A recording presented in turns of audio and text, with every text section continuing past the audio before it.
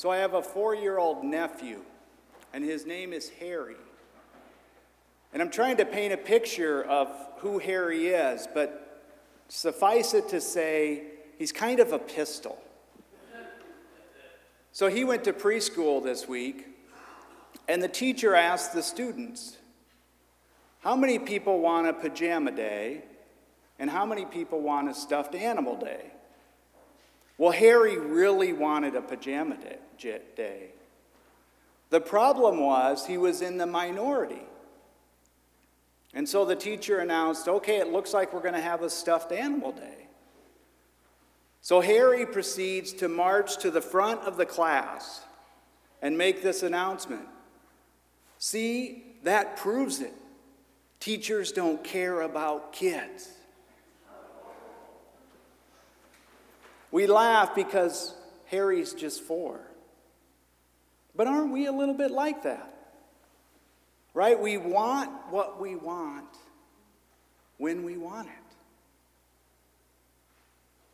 In today's gospel, we hear James and John make a very bold request of Jesus. We want you to do whatever we ask of you. And what are they asking for? Glory, honor, recognition, greatness. Normal kind of human things that we tend to desire. We want to be recognized. We want to be known.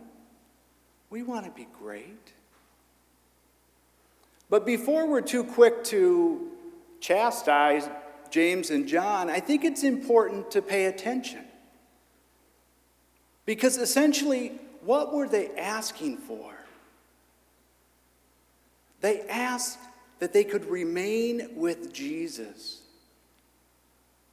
That Jesus continued to be a part of them. Isn't that true? It's also true that they listened to what he said. How do we know that? And we certainly don't know, maybe did it happen right at that moment? But we know somewhere along the line, they truly listened. They truly heard. They understood. And they embraced it in their life. Because what are these two known to us today? St. James and St. John. Right? So even though they had these normal human tendencies, they were able to overcome them with God's help. So when they asked that question, what was Jesus' response? If you want to be great, you have to serve others. Kind of the prescription for the Christian life. I was visiting with some friends this week, and we were talking about this specific gospel. And one of the friends that I met with, he said, you know what, every time I hear that line, if you wish to be great, you need to be the servant of all. He said, I think about my mom. And as he told me this story, his eyes started to fill up with tears. He said, I remember as a child, we would sit at the table.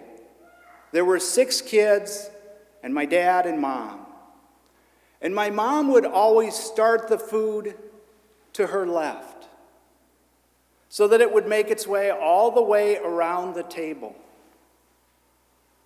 But if there wasn't enough, she was the one who didn't get fed.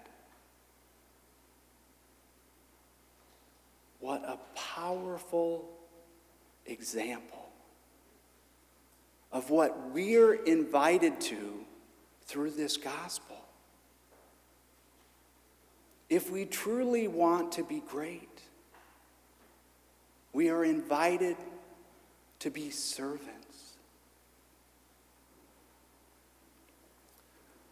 Pope Benedict said, "We will know God to the extent that we are set free from ourselves." In the same way, we will know greatness to the extent that we are set free of ourselves.